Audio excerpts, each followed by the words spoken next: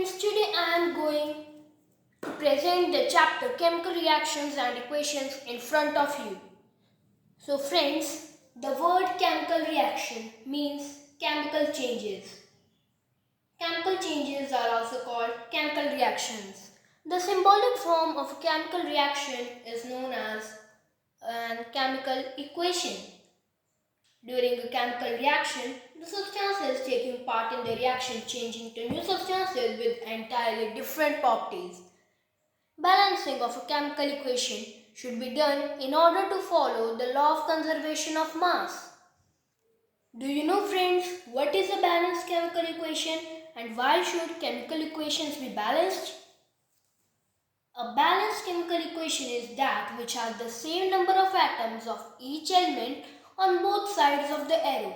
The chemical equations are balanced to satisfy the law of conservation of mass, according to which the total mass of all the elements present in the reactants must be equal to the total mass of all the elements present in the products. Therefore, the number of elements of each element in the reactant must be equal to the number of atoms of these elements in the product. Now let's talk about the types of chemical reactions. Friends, there are 5 types of chemical reaction: combination reaction, decomposition reaction, displacement reaction, double displacement reaction, and redox reaction, in which under decomposition reaction we have its 3 types: electrolytic decomposition reaction, thermal decomposition reaction, and photolytic decomposition reaction. Let us understand all these types of reactions one by one. Starting with number 1, combination reaction. Combination reaction is that in which a single product is formed from 2 or more reactants is known as a combination reaction.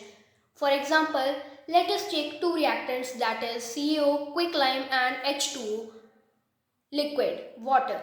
When CaO and H2O are reacted, they combine to form a single product, which is CaOOH2, that is calcium hydroxide in its aqueous form, which is commonly known as slaked lime.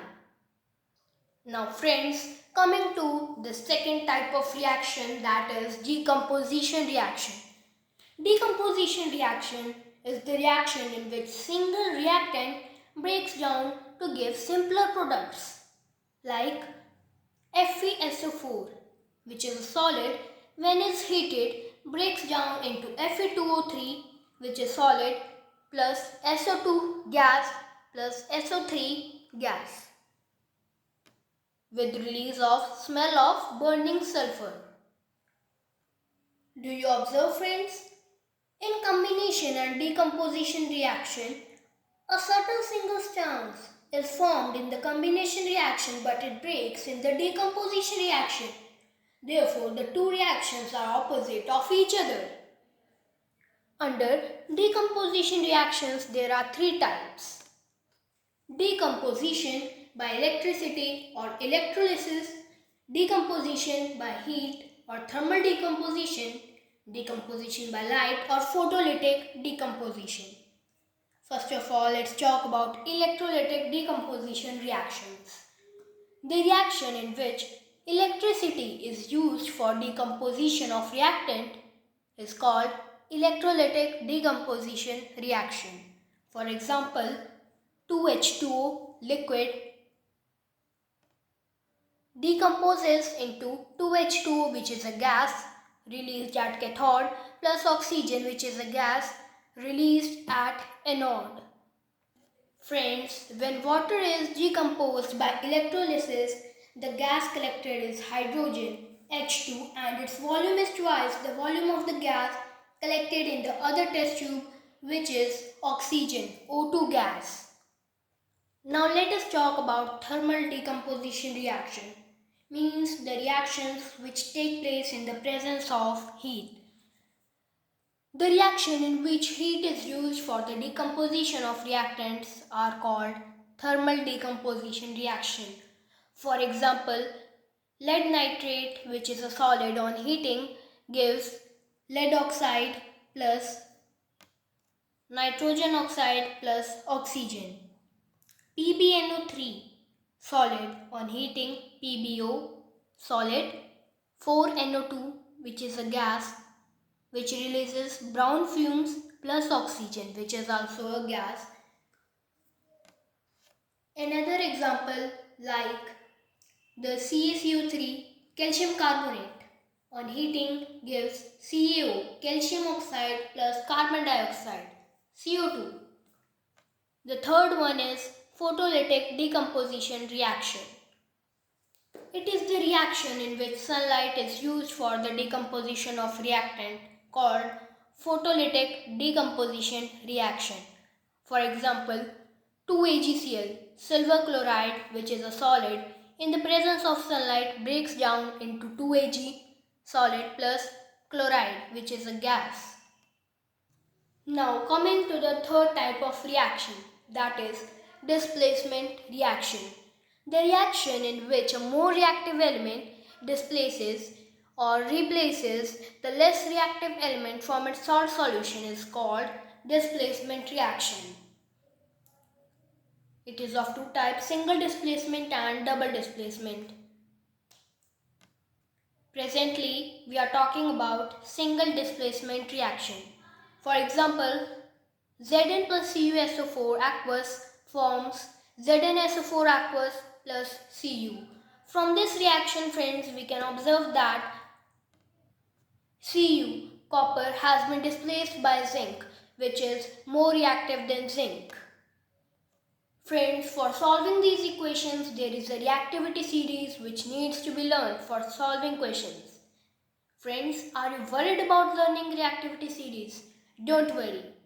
The solution is here. Let's remember the reactivity series by this formula. The sentence is, please stop calling me a careless zebra. Instead, try learning how copper saves gold. Friends, this is in front of you, the way about which I was talking. With the help of this, you can learn the reactivity series where the letter P in the word please represents potassium. The letter S in the word stop represents sodium.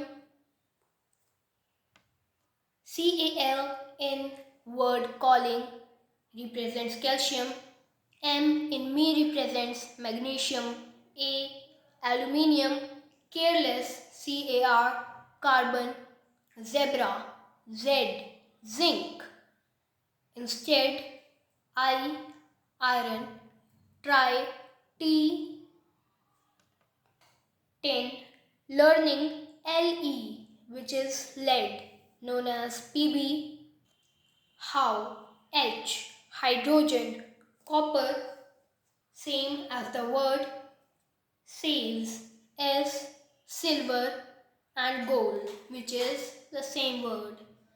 Gold where is the least reactive metal and up to potassium which is the highest reactive metal. Now talking about the fourth and fifth reaction, that is the double displacement reaction and the redox reaction. Fourth, which is the double displacement reaction, under which there is an exchange of ion between the reactants. For example, Na2SO4 sodium sulfate aqueous plus BaCl2 barium chloride in its aqueous form forms a PPT, white colored PPT of barium sulfate which is solid plus 2NaCl which is an aqueous solution. Double displacement reaction is necessarily not always precipitation reaction. This line means that it is not compulsory that a double displacement reaction will always be a precipitation reaction. Fifth, redox reaction. The reaction in which one substance is getting oxidized while other is getting reduced is a redox reaction. For example, CuO, copper oxide which is a solid, plus H2, hydrogen gas on heating forms Cu, copper solid, plus H2O, water liquid. Now let's discuss one very important reaction. Quicklime reacts with water to form calcium hydroxide. Quicklime, that is CaO in its solid form, reacts with water plus H2O, that is liquid, to form calcium hydroxide CaOH whole twice, calcium hydroxide in its aqueous form. Now, calcium hydroxide reacts further with CO2 to produce white PPT of limestone. Now, calcium hydroxide CaOH whole twice in its aqueous form plus CO2 carbon dioxide in its gaseous form to produce white colored PPT of CaCO3 limestone, commonly called calcium carbonate, in its solid form plus water, which is liquid. Next, if excess of CO2 is being provided, then limestone further reacts to form calcium bicarbonate, which is soluble in water. Now, CaCO3 calcium carbonate, which is solid, further reacts with H2O liquid plus carbon dioxide, which is a gas, to form calcium bicarbonate, or we can say calcium hydrogen carbonate. CaHCO3 whole twice, which is aqueous. The reaction which we have read above, that is CaOH whole twice plus CO2 forms CaCO3 plus H2O. This reaction is used in the laboratory to check the evolution of CO2 gas. Friends, we are not over with the types of reaction. There are some other important types of reaction as well, which we are going to study them. That are exothermic reaction, endothermic reaction, precipitation reaction, and neutralization reaction. So let's first start with exothermic reaction. Exothermic reaction is the reaction in which heat or energy is released. Let's take an example, that is C6H12O6 in its aqueous form. This is glucose plus 6O2 in its aqueous form. 6 oxygen molecules forms 6 CO2, 6 carbon dioxide in its aqueous form plus 6 H2O, water in its liquid form, plus release of energy. Respiration, friends, is also an exothermic reaction. Do you know why? Respiration is that process which refers to the overall process by which oxygen is abstracted from air and is transported to the cells for the oxidation of organic molecules, while carbon dioxide and water, the products of oxidation, are returned to the environment. When we breathe in air, the oxygen enters our lungs. It binds itself with hemoglobin present in red blood cells and is carried to millions of cells present on the body. Here, glucose burns, that is, gets oxidized to produce carbon dioxide and water with the liberation of heat energy. Next type of reaction is endothermic reaction. The reaction in which heat or energy is absorbed is called endothermic reaction, the opposite of exothermic reaction. For example, 6CO2 plus 6H2O in the presence of chlorophyll and sunlight reacts to form C6H12O6 glucose in its aqueous form plus 6O2, 6 molecules of oxygen in its aqueous form. Photosynthesis is also an endothermic process. Now let's talk about the precipitation reaction, the reaction in which a solid substance is formed. For example, Na2SO4, sodium sulfate in its aqueous form when reacts with BaCl2, barium chloride in its aqueous form reacts to form BaSO4. White PPT of BaSO4 is formed in its solid form and 2NaCl in its aqueous form. Do you know, friends, not every precipitation reaction is a double reacement reaction and vice versa. Neutralization reaction. The reaction in which acid and base react with each other to form salt and water is called a neutralization reaction. For example, HCl in its aqueous form plus NaOH in its aqueous form reacts to form sodium chloride NaCl plus H2O water. Do you know? Not every salt formed is neutral in nature. Friends, now let's learn about oxidant and reductant. Let's see what this picture says. Hi, I am oxidant. My other name is oxidizing agent. My job is to oxidize others by gaining electrons. Hi, I am reductant. My other name is reducing agent and I lose electrons so that others get reduced after gaining them. Now here, friends, we observe that both processes are simultaneous and opposite to each other. One is oxidation and one is reduction. In oxidation, oxygen is being added and hydrogen is being removed and electrons are lost. Whereas in reduction, oxygen is being removed, hydrogen is being added and electrons are gained. Now friends, what about oxidation in our daily life? Corrosion and rancidity. Two examples of oxidation. In corrosion, there is degradation of metal by the action of air, moisture or a chemical on the surface is called corrosion. Example, rusting of iron, tarnishing of silver, etc. Whereas rancidity is the oxidation of fats and oils present in food which causes change in smell and taste of foods. Friends, now let's understand corrosion in detail.